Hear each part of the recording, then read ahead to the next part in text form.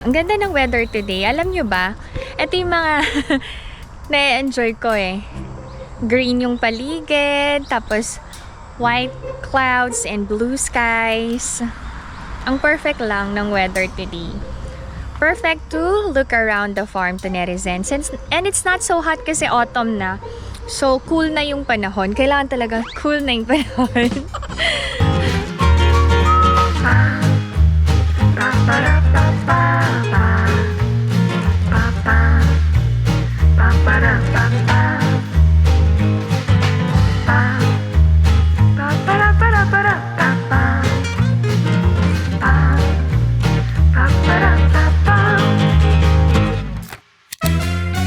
Annyeong! Inapa, you say annyeong!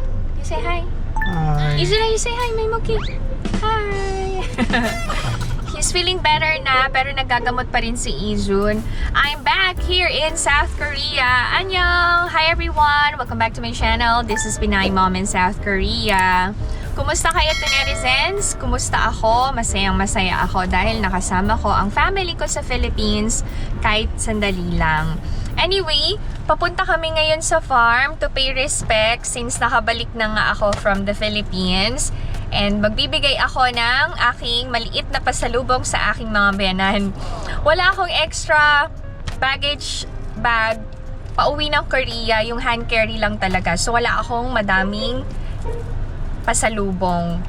Ang dala ko lang ay isang box na assorted pulveron para sa aking mga biyanan. 7 kilos lang kasi yung sa hand carry. Saktong-sakto yun lang sa mga damit na dala ko. Etong pulveron, nagustuhan to ng aking sister-in-law. Assorted na to. Merong classic, cashew, ube, cookies and cream, and pinipig. Anong pinaka-favorite ko dito? Kasoy. Yes. Naalala ko, ang lola ko may puno ng kasoy sa Pangasinan. Meron ba? Or sa kapitbahay? Anyway, si Ina, meron siyang makeup class sa Math Academy and training sa Taekwondo. I'm not sure kung may sparring ulit this time. Sana sa second time na makikipag-sparring si Ina, lumaban na siya. Pero kilala ko yun si Ina. Babawi at babawi talaga siya. She'll make sure na yung failure niya sa first experience niya, hindi na mauulit. So, ganun ka-dedicated ang anak ko pagdating sa Taekwondo eh. And, ang maganda sa kanya, she always sets goals. Alam niyo yun, pag may gusto siyang ma-achieve, she'll work hard for that. And she won't stop until ma-achieve niya yung goals niya. Yun yung kagandahan kay Ina. Si Ijun, heart naman anak, heart. Ate, love you.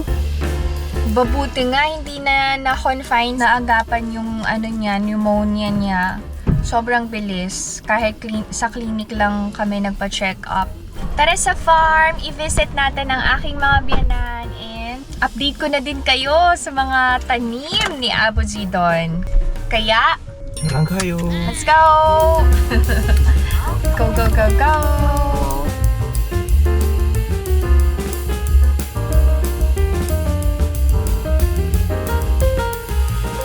Meron din pala akong nauwing chichirya, tortillos, ano pa, boy bawang, cornic, tsaka meron pa eh, chippy. Kakain ako ngayon ng tortillos.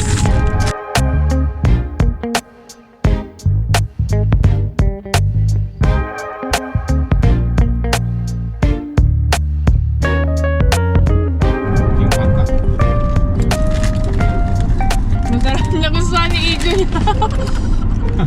Masarap, hindi ba sarap?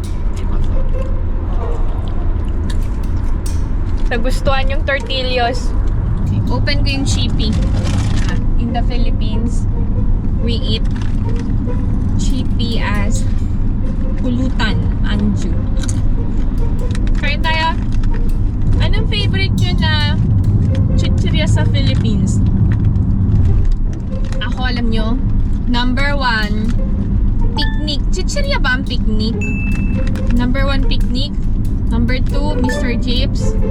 Number 3, cracklings. Yung cracklings kasi alam nyo, sobrang amoy lang niya kapag kinain mo. Pero ako sarap na sarap ako dun.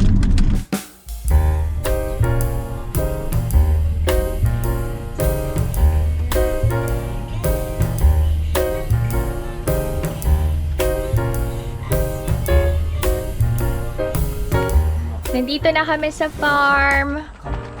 Pakita ko lang sa inyo yung acorn. Ito yan. Pag nabalatan, ganito yung itsura. Natutuyuin yan and gagawing powder. Pag naging powder na, gagawing side dish. Yun yung parang acorn jelly. Tapos, meron ding walnut. Ito na yon. Pag nag-crack yung pinaka-fruit, lalabas yung walnut. Tapos, nasa loob yung pinaka-nut. Yan. May hard shell to eh. Yan. And then, ito yung tinatawag na moru or yung wild grapes. Anong gagawin ni Omoni dito? Gagawin niyang wine. So, Omoni lahat gumagawa. Tapos, ito yung jujube. Techu. Pwedeng kainin to ng fresh. Ganito siya. After matuyo, ito na yun. Ginagamit to sa pagluluto ng Korean dishes.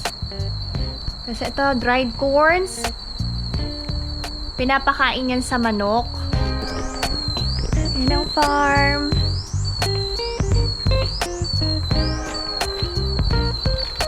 Ito yung walnut. Magka-crack yan. At ang patutuyuin to. Si Omoni, palaging busy dito sa farm. I-grow niya yan para gagawing side dish. Yung pinaka, sprout niya. Nagmi-mix siya ng healthy shake. Kain tayo ng corn.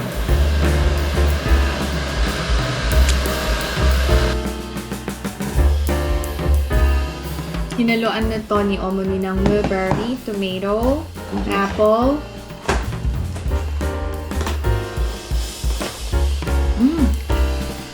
at saka itong ma. Ma daw ang tawag ma. Nandito na tayo sa labas ng farm to Nerizens. Tayo ay mag-iikot-ikot na. Hindi ko kasama si Alex. May inaayos siyang papers na kailangang ipasa ni Ijun sa school. I'll show you yung persimmon tree na ang dami ng bunga. Color orange na. Yan. Ganda ng kulay. Grabe ito. Lalo na to. Oh. Wow! Pag fully ripe na, color orange yan. Sobrang ganda ng pagka-orange. And then, move tayo dito sa kabilang puno, which is the chestnut tree. Ito yung mga nahuhulog na, oh. Pwede na tayong mamulot na lang. Ito yan. Check natin kung may itlog ang nest. Pero every morning kasi, kinokollect na ni Abuji yung mga itlog. Ay! Meron, oh! Wow! Yan, oh! Dalawa! Uy! Meron ulit! Dito, oh! Maliit! Yan. Ang dami pala! Meron din dun, oh! Yan! Dito, wala dito.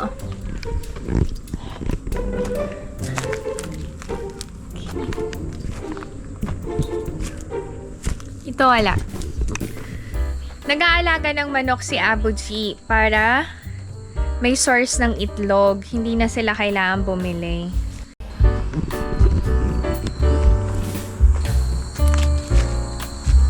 Namiss ko ang farm, ah. Ay, wala na yung sesame. Open ko lang. Okay, wala na yung mga halaman dito. Pati yung dito, wala na rin. Pero may pa, onions pa yan. Ang daming nasayang na squash.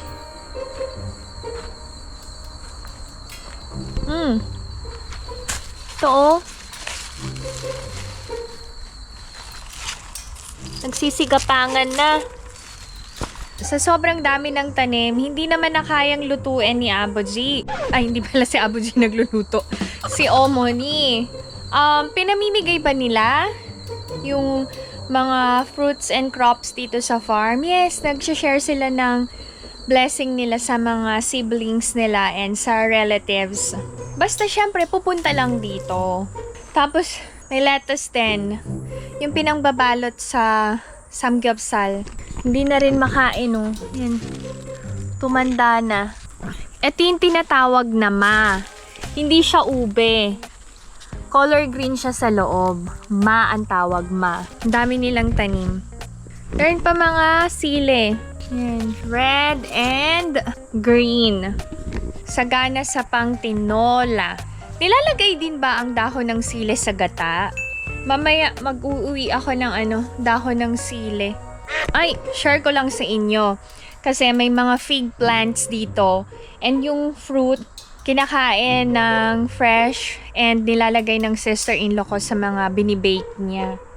Ayun oh, may fruit pa oh. Kita nyo ba? Meron pa dun. Sobrang mahal ni Aboji si Omoni. Kasi pag alam ni Aboji na favorite ni Omoni ang fig, so ang dami niyang tinanim this year para kay Omoni. Sweet no? Si Aboji kasi parang si Alex. Hindi sila expressive sa words. More on action sila. Okay. Uy, ang dami talagang fig plants. Oh, yan oh. Ang daming bunga. Sayang yung mga talong. Natuyo na. Uy, ito. Ito, ang laki ng talong ni Aboji dito ah. Ito oh, grabe. Ang haba at ang laki. Wow. Tingnan nyo ah. Grabe oh. Oh, grabe yan. Alagang Omoni yan. Tsaka ni Aboji. Okay. What else? Patay na yung tomatoes. Wala na. Naubos na. Mamaya ako ha-harvest and magpipik. Mag-iikot-ikot muna tayo to netizens. Paglabas ng house, meron ng mga dito. Yan. Dami din.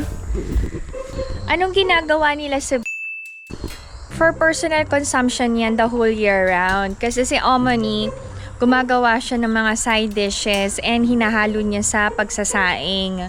So, para may enough supply for the whole year, madami talaga silang tinatanim. And yung iba din, kapag may mga kaibigan sila na gustong bumili ng tanim dito na magandang klase, binibenta nila. Pero expensive yung benta nila kasi organic. Tsaka, hindi talaga siya for market, pang personal consumption. Even yung rice grain, sobrang ganda ng klase ng bigas na kinakain namin dito. And piling tao lang yung binibentahan nila ng bigas. Kasi ayaw maubusan ni Aboji and ni Omoni ng supply ang farm. Why? Para sa amin kasi yun. And kapag may bumisita, namimigay din sila ng bigas sa mga kamag-anak. Lakad na tayo. Ito maliit tong mga apples dito.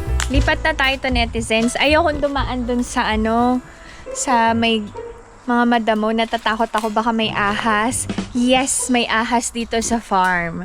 Nakapatay na ba si Aboji ng ahas? Yes. Aside from snakes, may wild boars, may deer, at kung ano-ano pang wild animals ang kanyang napatay.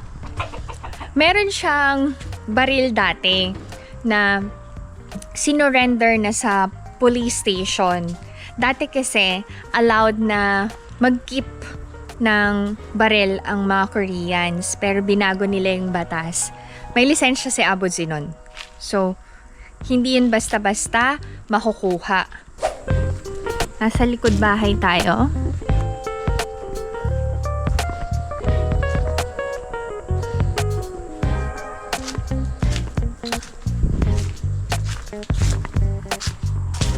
Okay.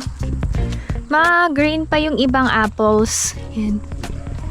Kasi October pa lang. Hindi pa sila namumula lahat. Medyo sad ang aking mga biyanan kasi this year, grabe yung ulan and grabe yung araw.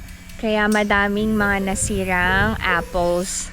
I asked Omoni kanina, madami kayong nabenta nung Korean Thanksgiving? Sabi niya, hindi. Kasi madaming nasirang apples.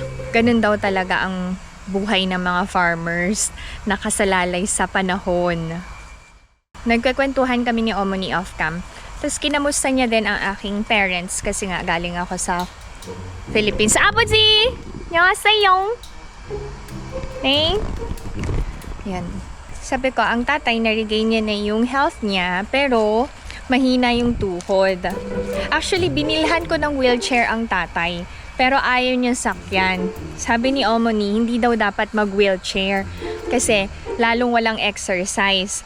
Pwede magbaston, tapos maglakad-lakad para ma-exercise yung muscles sa legs.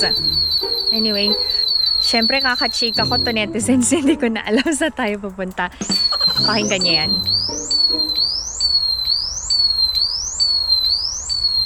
Pangbugaw ibon yan para hindi kainin yung apples.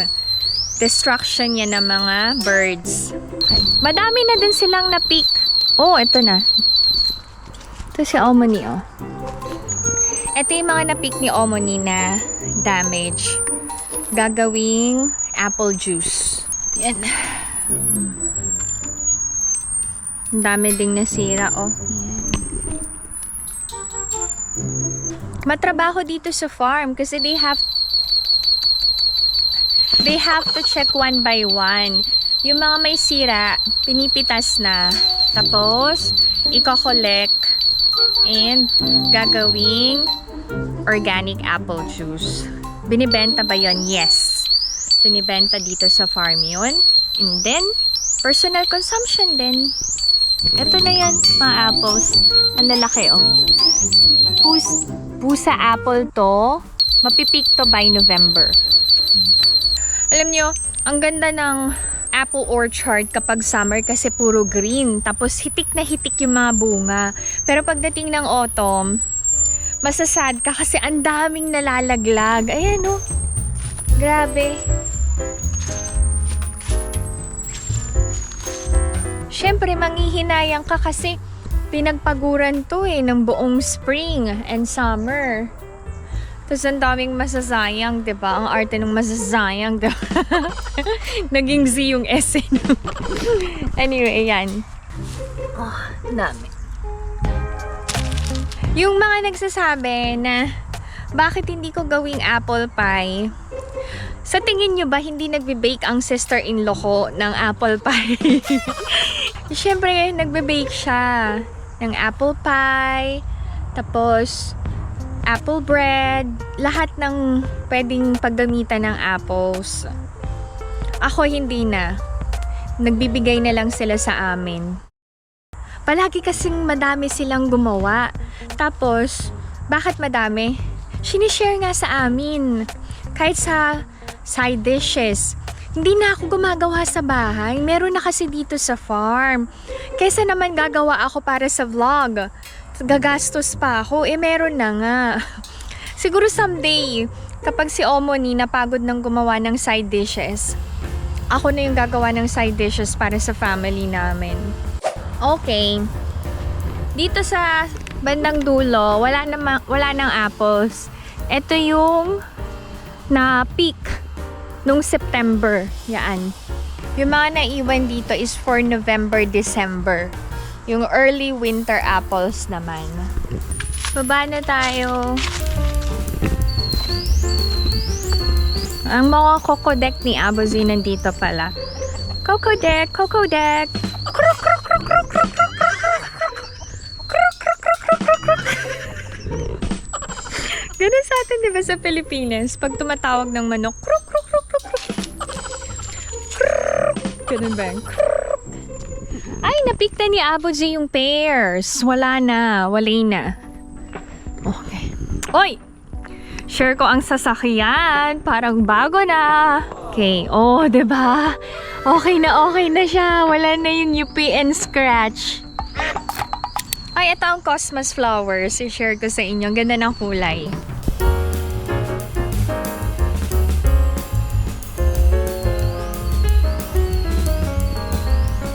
Parang mas maganda yung bunga ng persimmons dito sa puno na to. Yan o.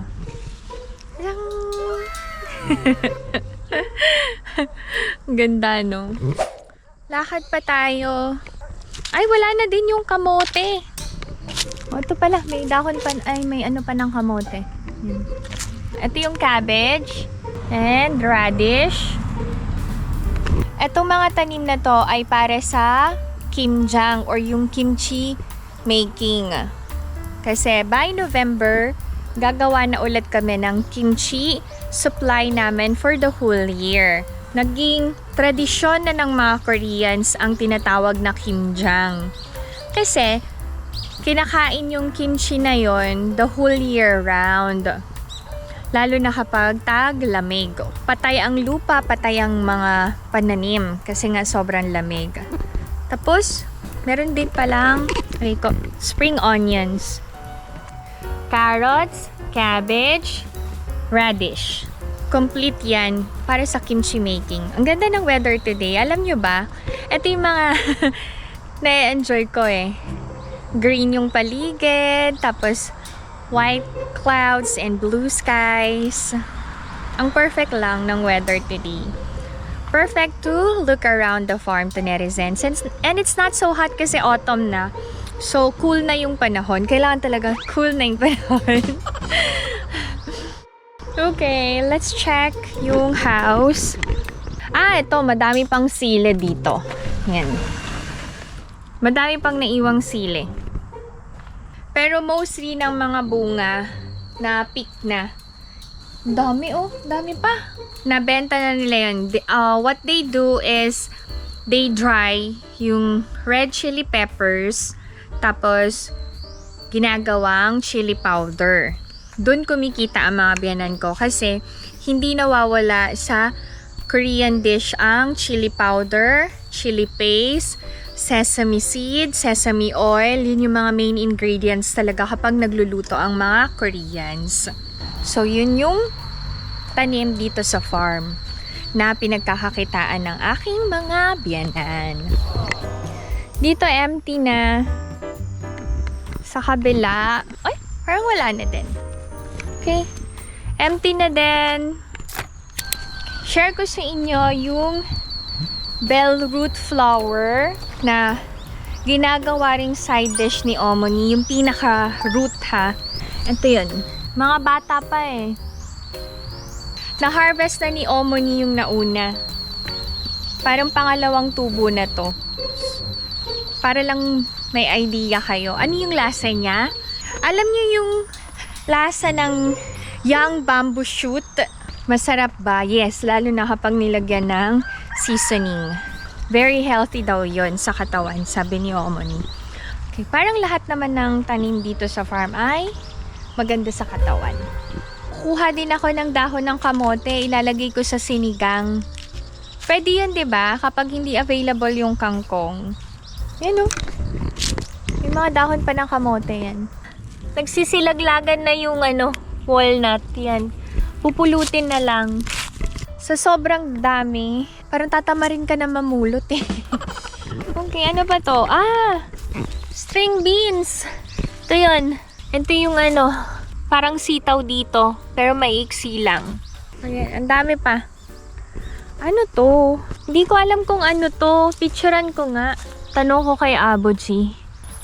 Ay, ganda ng sky oh. Okay, ganda. Ganda. Tingnan nyo. Ganda, no? Grabe.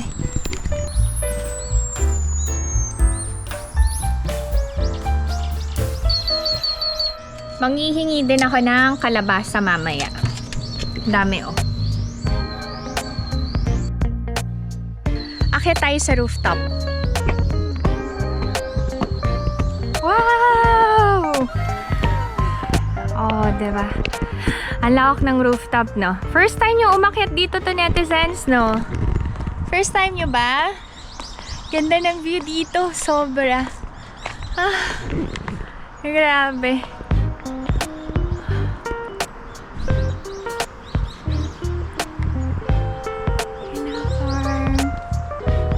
Okay. May solar panels si Aboji. Hi!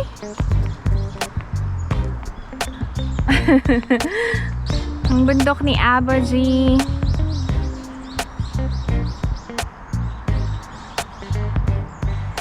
Nung mga bata, si Ina and si Ijun, pag winter, dito kami naglalaro.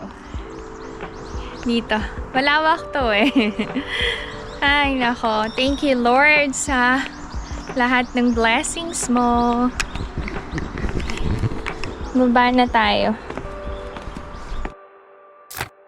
Tinawag na ako ni Omoni. Maggawa daw ako ng dilis na side dish. Huwag nyo lang basta iprito ang dilis nyo. Gawin nyo to. Sigurado ako, mas masarap yung kain nyo. Painit nyo muna sa pan. Walang mantika, ha?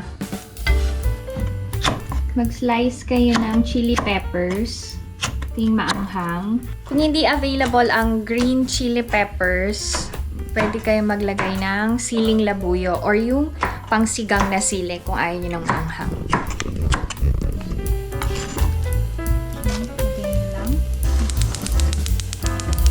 Low heat lang to.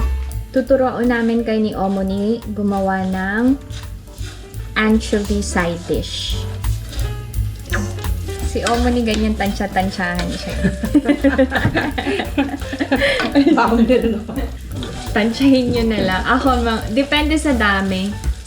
Mga 5 spoons to or 6 spoons. Masarap daw ang dilis kapag pinrito sa madaming mantika. Pero hindi to ganun kadami. Kain lang natin maging crispy yung dilis. Ganda ng kulay. Okay, titikman. Konti pa daw. Pag kulang yung mantika, pwede nyo pandagdagan. And then, maglalagay na ng soy sauce. Mga 4 spoons muna. And then, yung uligodang na 6 spoons siguro. Itong uligodang, parang pampatamis to. Kung hindi available tong uligodang, pwede kayo maglagay ng sugar pampatamis.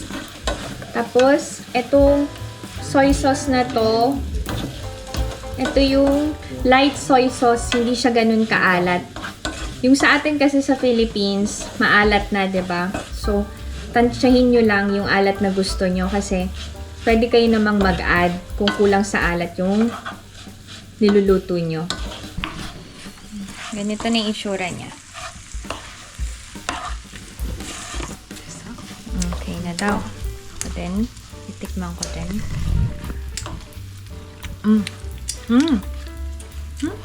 Ang sarap. Yun lang. Ganun lang kasimple. Siyempre, hindi mawawala ang sesame seeds. Okay. Hintayin lang lumamig bago ilagay sa container. Tumatagal to ng 2 weeks. Masarap tong ulam. Ako, nabubuhay ako sa ganito. Pwede akong kumain na kasama lang ay dilis at ang kanin. Masarap din tong pulutan. Gawin nyo to netizens, ha? Sana may na-share kami sa inyo ni Omoni. This time, magluluto si Omoni ng kimchi butsimge. Parang kimchi pancake. Next time, isi-share ko sa inyo paano yun gawin.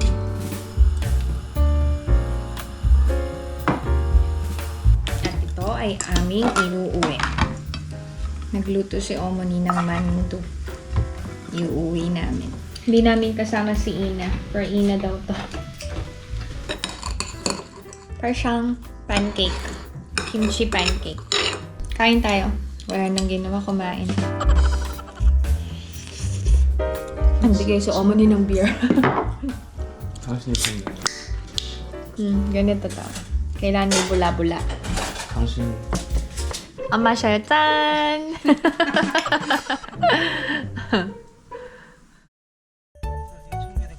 Ang dami na naming nauwi from the farm. So that's it. This is my video for today.